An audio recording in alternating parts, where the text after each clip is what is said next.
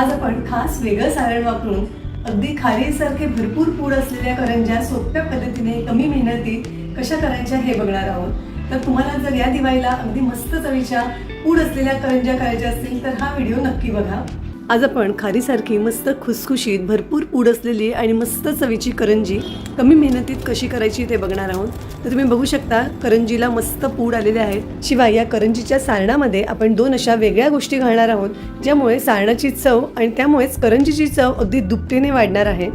करंज्या तळताना करंज्यांवर अजिबात बारीक बारीक फोड न येऊ देता सगळ्या करंज्या अगदी सारख्या रंगावर मस्त खुसखुशीत होण्यासाठी कशा तळायच्या हेही आपण बघणार आहोत। तर या करंज्या करण्यासाठी मेजरिंग कपने मोजून 1 कप रवा, 1 कप मैदा आणि थोडं मीठ घालून व्यवस्थित मिक्स केलं। पाववाटी म्हणजेच 4 टेबलस्पून तेल कडकडीत गरम करून पिठाला व्यवस्थित लावून घेतलं। थोडं थोडं पाणी घालून याची खूप घट्ट नाही आणि खूप सैल नाही अशी कणिक भिजवून घेतली आणि 1 तास बाजूला ठेवली। 1 टेबलस्पून खसखस खमंग भाजून घेतली। 2 कप सुक्कं किसलेलं खोबरं व्यवस्थित खमंग भाजून घेतलं। अर्धा चमचा साजूक तुपामध्ये पाव कप बारीक रवा खमंग भाजून घेतला। 1 चमचाभर साजूक तुपामध्ये पाव कप बेसनही व्यवस्थित भाजून घेतलं। बेसन खमंग भाजून झालं की यामध्ये पाव कप मिल्क पावडर घालून तीही भाजून घेतली। पाव कप काजू, पाव कप बदामाची मिक्सरमधून जाडसर पावडर करून घेतली आणि थोड्याशा तुपामध्ये ती थोडी 2-1 मिनिट भाजून घेतली। भाजलेलं खोबरं गार झालं की हाताने थोडं चुरून घेतलं। यामध्ये सगळ्या भाजलेल्या गोष्टी घातल्या, थोडंसं मीठ आणि 1 चमचाभर वेलची जायफळ पूड घातली। ते 1 कप पिठी साखर चाळून घातली, व्यवस्थित मिक्स केलं आणि इथे आपलं मस्त चवीचं सारण तयार झालेलं आहे। 1 तासात पीठ व्यवस्थित मुरलं आहे। पीठ थोडं तिंबून घेतलं। मऊसर पीठ तयार झालं की याचे सारख्या आकाराचे गोळे करून घेतले।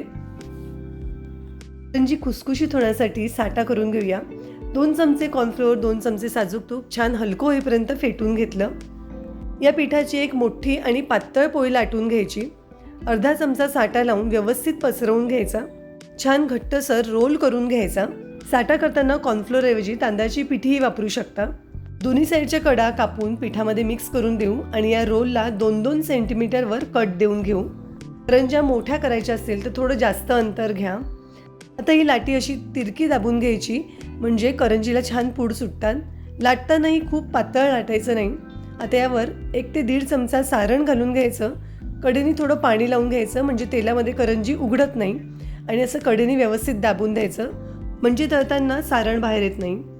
तेल मध्यम गरम करून घ्यायचं। एकाला मावतील इतक्या करंज्या घालायच्या आणि फक्त एकदाच उलटवून करंज्या लो टू मीडियम फ्लेमवर तळून घ्यायच्या म्हणजे करंज्यांना सारखा रंग येतो। बेसन आणि मिल्क पावडर घातल्यामुळे करंजी एकदम चविष्ट होते, मस्त पूड येतात। डिटेलमध्ये रेसिपी पाहण्यासाठी खाली असलेल्या त्रिकोणावर क्लिक करा।